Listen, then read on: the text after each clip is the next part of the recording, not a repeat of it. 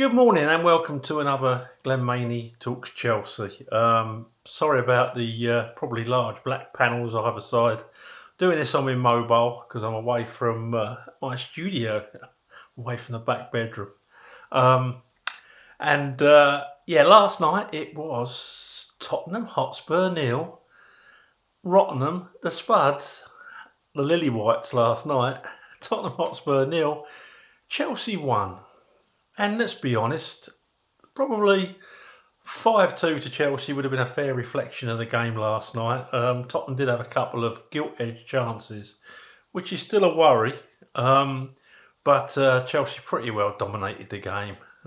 It was reminiscent for me of Mourinho's last season at Chelsea and his last season at Manchester United, where the teams looked like they weren't playing for him, really. I mean, second half, bit of resurgence, but that's without Kane, that lot are absolutely nothing.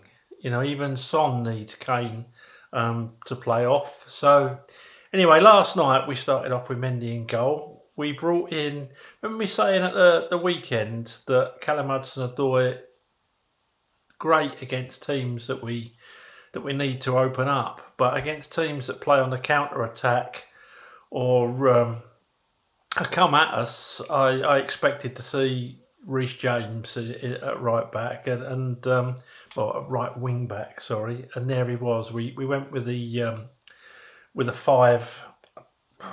Well, it's really a 5-3-1-1, wasn't it? Not. It was a pretty fluid formation actually, but we went with 5 at the back. So Alonso kept his place at left back, and as Alonso's biggest critic, and as you know, someone who doesn't like him after the West Bromwich game, he put in a shift defensively last night as well. So hats off to Alonso. In the middle, we started off with Thiago Silva. Dave. Thiago Silva and Rudiger. And in the middle, Kovacic and Jorginho. So I thought we were going to have a pass fest. But again, they pleasantly surprised me. And Mount behind Callum Hudson-Odoi and Werner. And it was. I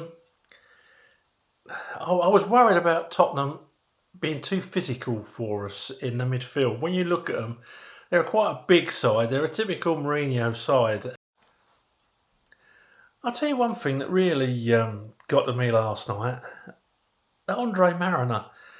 How did he not book that Eric Lamela? And that Lamela, he's the same every time. Not just against Chelsea. Every time I watch him, he's a dirty bugger. Lots of tackles where he leaves the foot in and it gets their ankles and whatever. And he got away with murder last night when he came on. And next thing, Mariner's booking one of our players for exactly the same thing. I don't know what it is about that Lamela, but he just seems to have a licence with Premier referees to just leave the foot in. And anyone else notice it? I just thought it was bizarre, especially when we had a couple of our players booked for totally, lesser sins than he was dishing out. I thought we could be, out-muscled in the midfield, but no, our smaller players were just too quick for them with the ball. Even Jorginho last night played a lot of forward balls, which shoved it right up me, didn't it? And I'm pleased. I'm always pleased when a player really proves me wrong and to the benefit of the team. So, yes, it was. First half was pretty one-sided. We moved the ball too quickly from our movement on and off the ball was excellent. Mason Mount last night could have only capped that performance with a goal. He was absolutely everywhere. His passing was excellent. His pressing was excellent. He got back and defended, forward into to attacking areas, took people with him off the ball, with the exceptions of about two, some really good dead balls, and just a top performance. And I'll tell you what, I don't know everything about football. I wouldn't profess to. I'm wrong a lot. But anyone who gives that lad stick, doesn't know anything about football. I'm sorry. And I'll tell you, Rio Ferdinand even said last night, didn't he? What a player. What a player, and why he gets stick, he just does not know. And I don't know either. And he's a product of our academy. I expect some of the overseas groups to have a go purely because he's English. But other than that, I can't see any reason whatsoever for anyone to slag Mason Mount off. He's a real find, and I'm glad we've got him at the club, and he's Chelsea through and through. So yeah, what a performance he put in. Werner last night, I felt a bit sorry for him. And that chance that come to him where I forget what the defender was, it might have been Davies. Or Aurier, I can't remember now. Got back and just towed Aurier, just put it over. As a forward, I think someone like Salah would have toe punted that because you just got the chance to get your toe to it. He was trying to, I think because of his lack of confidence, he's trying to be too precise. Just toe punt it past that keeper for that first goal. But I tell you about Werner last night, he put in a shift defensively. And when Alonso got forward, if it wasn't a chance of a scoring position, what did Werner do? He was back behind him. And I'll tell you something else as well. His pace is a constant problem for him. And he takes people, I'd like to see him up there with with a big centre forward who can finish. I think that's when you'd see the best of Timo Werner. Pretty much like Leipzig, really. But no, he put in a shift. Very pleased for him as well because, when you come off the pitch and you've left everything out there, you can't do any more, can you? And the goals will come, and I keep saying it, but I know they will come. Got to work on his first touch, but, a player at pace, it's normally, if you watch him at Leipzig, he normally pushes it by and goes. It'll come. Shame Thiago Silva got a bit of an injury last night. I don't think it's too serious when I'm looking at all the reports this morning, but it will definitely be out of the Sheffield United game. And this is where I think we missed a trick, getting rid of Tomori. Although hopefully Zuma will get a shout, because I'm just not convinced with Christensen. I'm sorry, he just doesn't seem to have the physical presence that I want to see from a Chelsea centre-half. So, without further ado, I'll go through the players' scores. Mendy, cracking save, by the way. Missed in all that last night, was a cracking save from Mendy, down to his right.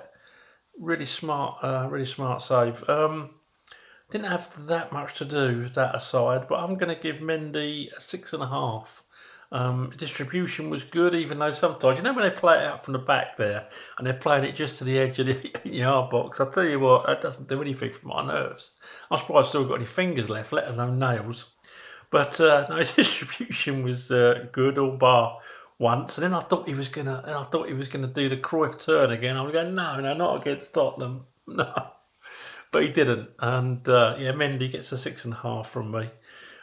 Reece James, I thought, was excellent last night. I ripped him a new one in one of the videos. I'm trying to think what game it was we lost, and I wasn't very happy with him defensively or going forward, to be honest. But he looks like a man on a mission, and last night got forward sensibly when he could.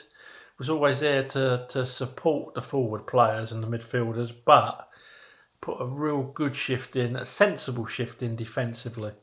Some good tackles, got back, and I was watching him track a player back and get goal side of him. So hopefully all this pain and losing Frankie Lampard might have been all part of the team's evolution because the players maybe have looked at what they did wrong under Lampard and tried to rectify it. I mean, Reece is a young man; he's learning, and yeah, he done really well last night. Oh, and by the way, anyone that sends racist abuse to any player, whether it's white on black, as it always seems to be, or black on white, as I've seen myself a couple of times, you're just a moron. And that's all I'm going to say on the matter. I'm not going to give him any more time. You know, skin colour. You know, it's the womb lottery, and no difference between black and white. We're all human beings. So if you are brain dead, just try and your thought for this year is try and let that seep in. Right, okay. So Reece James, I'm going to give Reece James an 8. Same with Aspie. A couple of really good blocks and always tried to get as forward as he could and support. He looks like a real centre half there, doesn't he? Because he's lost that yard of pace, I think that's his position now. Thiago Silva, just quality. He's getting an 8 as well. It's a shame he had to go off. And we did look shakier when Christensen come on. I don't know if you'll agree, but I think we did. Rudiger, yeah, he looks sound at the minute. He gets an 8. He didn't put a foot wrong last night. And Alonso will get an 8. Not as high as his, not as good as his exploits at the weekend, but credit where credit's due. Done his defensive duty as well as getting forward. Perhaps he was stifled by the fact that they are decent on the break, Tottenham, if you allow them to be. And last night we didn't really. So midfield, Jorginho. Forward balls. Cracking penalty without a hop, skip and a jump. Happy days. Jorginho, you're going to get an 8 from me. Kovacic. Lots of driving forward like we saw last year. Always trying to create something forward-wise. Just something missing from his game at the moment, and I can't put my foot on it. But always, he got stuck in, always making himself available, and he's going to get a 7.5 from me, because I know he can be so much better than even last night. But no, he did well. He put a shift in defensively. Yeah, can't fault him. Mason Mount gets 9 and a man of the match. The only reason he gets a 9 is because he needs to start scoring goals. But the rest of his game was unbelievable. Absolutely unbelievable. He, I'm not going to go. I've gone all through it already, haven't I? But his pressing, his decision making last night was excellent. You know what pass to play and when. The boy's going to be some player. He is already, but he's going to be some player. So yeah, he's mine, the man of the match. Callum Hudson-Odoi did okay last night. Again, not up to his performance at the weekend, but always a danger. A lot more positive now. So yeah, I can see why he's getting the starts. Purely for the fact I think he can do so much better again is he gets a 7.5 for last night. And little Timo Werner, who ran his socks off last night, he must have got in that dressing room afterwards just sweating buckets for his defensive performance more than his attacking performance. But he got the penalty. A couple of chances that if he was really on form, he would have probably put away. And he was always a danger to him on that left-hand side. Done lots of stuff that you wouldn't really notice. But if you watch that game again, there's times where he literally goes into space and takes one, sometimes two men with him, which creates space for other people. Really intelligent footballer, and so just for that, worth his place in the in the side. And I say once he comes good with the goals, we'll all be saying, "Oh, told you so." Pulisic came on, did well, should have scored. Not gonna score the subs. Christensen come on. I mean, I'm being unfair to the boy because he hasn't played for ages. Looks shaky to me. Doesn't look like he's physically ready for the. He looks like the defensive version of Kai Havertz. Kai Havertz looks like he needs to spend the next 6 months in the gymnasium and out on a training pitch with central defenders just banging him about, roughing him up. That's all Kai Havertz lacking, the physical side of his game, and the Premiership shows that up. You look at the young Michael Ballack, and then look at Ballack when he came to us. When he came to us, he was properly ripped, but he was a slight lad in tall but slight in Germany.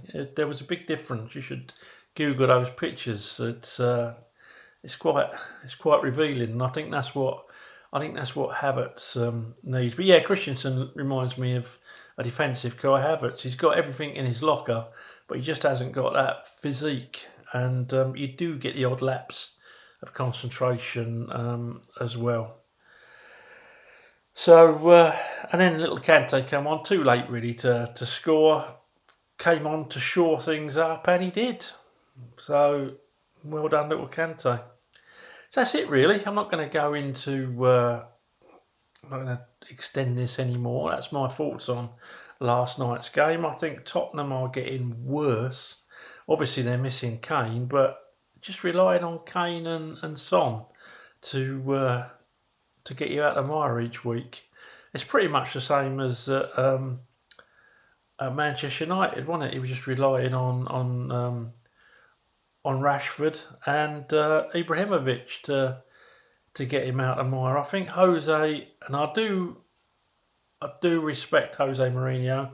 I do love him for the fact that he brought us such success, but I do honestly think he's lost it. I think he's living 20 years ago, and he's been found out.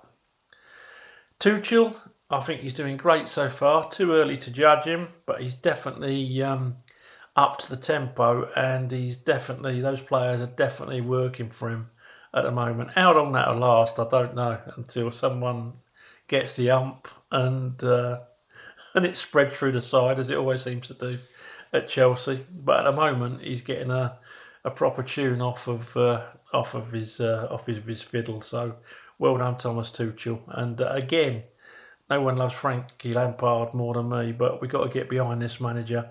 And we got to support him because it wasn't his fault that we've got a board with no patience who hired a manager who they knew was inexperienced and got away with it because he's a club legend. And then when he needed the support, they gave him that. Okay, it's not the manager's fault. Let's get behind them. Let's get behind everyone at that club and onwards and upwards.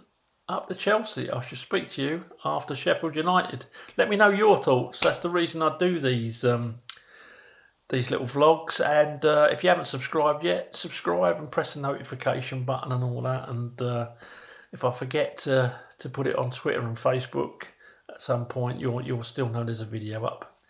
Okay. Speak to you after Sheffield United. Up to Chelsea.